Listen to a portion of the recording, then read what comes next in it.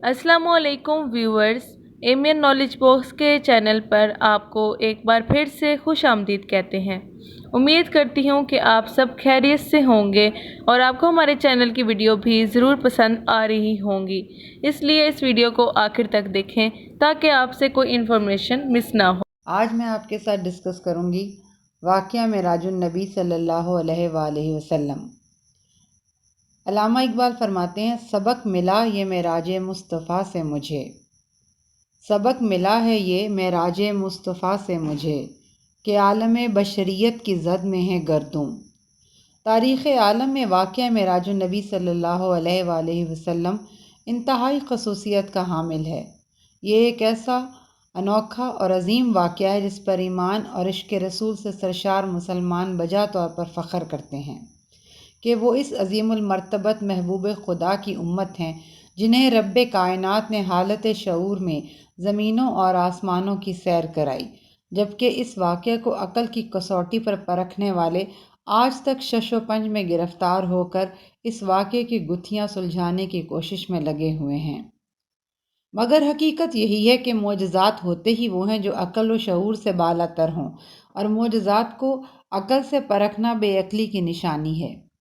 अल्लाह रब्बुल इज़्ज़त ने अपने प्यारे महबूब रहमतुल लिल आलमीन को तमाम अंबिया से मुमताज़ करने के लिए जिस्मानी तौर पर मेराज शऊर की हालत में कराई, और वाक़यात बयान करते हैं कि आप रसूलुल्लाह सल्लल्लाहु अलैहि वसल्लम रातों रात मक्का मुकरमा से बैतुल मुक़द्दस, मस्जिद अक़सा और फिर वहाँ से आसमानों पर तशरीफ़ ले गए।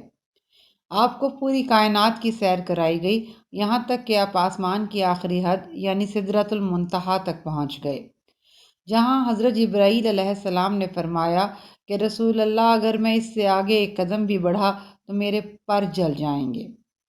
सिदरतुल मुंतहा के आगे आपका सफ़र मुबारक आपकी शान रिसालत की तरह उन अजीम बुलंदियों का सफ़र था जिसे इंसानी अकल समझने से कासिर है। वाक़या मेराज के वक्त नबी करीम सल्लल्लाहु अलैहि वसल्लम की उम्र मुबारक 51 साल 8 माह और तकरीबन 20 दिन थी। यह नबूवत का वो दौर था जब नबी करीम सल्लल्लाहु अलैहि वसल्लम और मुसलमानों पर कफ़ार मक्का ने जुल्म सितम की इंतहा कर रखी थी। इस ज़माने में हुज़ूर सल्लल्लाहु अलैहि वसल्लम को मेराज नसीब हुई, अभी सुबह नहीं हुई थी। सबसे पहले आपने इसका ज़िक्र उम्मे हानी से किया।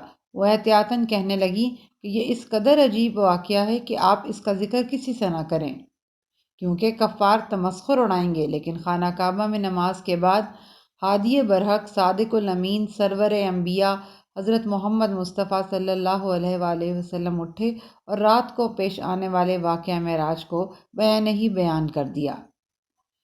कफ़ार ये सुनकर हंसने लगे, तमस्खुर उड़ाने लगे। उन्हें आपको तंग करने का एक और बहाना मिल गया। वो आपके पीछे आवाज़ें कसने लगे और कहते कि देखो देखो, तौबा नाउज़ुबिल्लाह, हज़रत मोहम्मद सल्लल्लाहु अलैहि वसल्लम बहक गए हैं।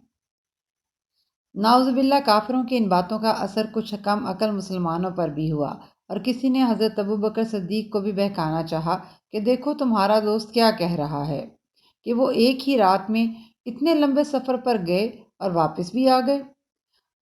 आप रज़ियल्लाहु ताला अन्हो ने फरमाया कि इसमें कोई अजीब बात नहीं, बल्कि मैं तो इससे भी अजीब बात मानता हूँ कि हजूर नबी करीम सल्लल्लाहु अलैहि वसल्लम हमेशा सच बोलते हैं, और उनके पास आसमानों से हर रोज़ एक फ़रिश्ता आता है जो खुदा का पैगाम और वही लाता है।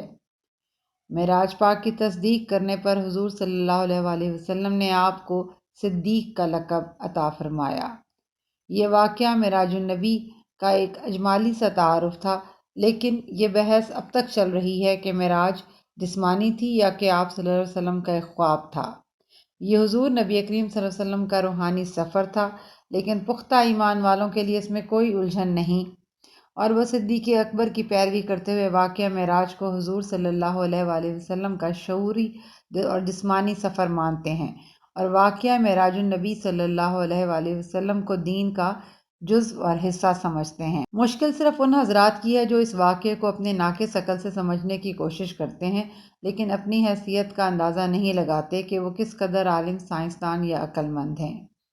शायरों ने इसको यूँ बयान किया है, कुंडी भी हिलती रही, बिस्तर भी रहा गरम, کنڈی بھی ہلتی رہی، بستر بھی رہا گرم، ایک پل میں گئے اور آئے محمد صلی اللہ علیہ وآلہ وسلم۔ معراج النبی کا واقعہ تکمیل انسانیت کی علامت ہے، اور آپ صلی اللہ علیہ وسلم کے اس واقعے نے ثابت کر دیا کہ آپ اللہ کے محبوب ہیں، اور بندہ تمام مادی تقاضوں کے باوجود کس قدر بلندیوں پر پہنچ سکتا ہے۔ آج انسان سائنس، ٹیکنالوجی اور تسخیر کائنات کی جانب جو قدم بڑھا رہا ہے، واقعہ معراج اس کام کی ابتدا ہے اور انتہا بھی، کیونکہ نبی کریم صلی اللہ علیہ وآلہ وسلم انسان کامل ہیں، اور معراج النبی کی رات تمام نوع انسانی کے لیے بلا لحاظ رنگ و نسل، مذہب، ملک و وطن، تکمیل انسانیت کی جانب رجوع کی رات ہے۔ اور نبی کریم صلی اللہ علیہ وسلم کو اللہ تعالیٰ نے جو بلندی اور رفعت اس رات کو بخشی، اور جس طرح سے انہیں زمین سے سدرۃ المنتہا کی بلندیوں پر اللہ تعالیٰ لے کر گئے، اور جس طرح سے انہیں حیات اور بعد الموت کے مناظر دکھائے، وہ آج اپنا تشخص اور مقام بھلا کر ان کی امت کس قدر پستی کا شکار ہو چکی ہے۔ افسوس، صدہا افسوس کہ قبلہ اول بیت المقدس آج یہودیوں کے زیر تسلط ہے، اور مسلمان باہمی تنازعات و جھگڑوں میں الجھے ہوئے ہیں، اور آج دنیا میں ان کی حالت یہ ہے کہ تعداد میں اتنے زیادہ ہونے کے باوجود تقریباً 1 ارب مسلمان دنیا میں ہیں، وہ اس قدر کمزور، پسماندہ اور یہود و نصارہ کے نرغے میں ہیں، اپنی مرکزیت کو کھو چکے ہیں، اور دن بدن کمزور سے کمزور تر ہوتے چلے جا رہے ہیں۔ بقول اقبال، وہ زمانے میں معزز تھے مسلمان ہو کر، وہ زمانے میں معزز تھے مسلمان ہو کر، تم خوار ہوئے تارک قرآن ہو کر۔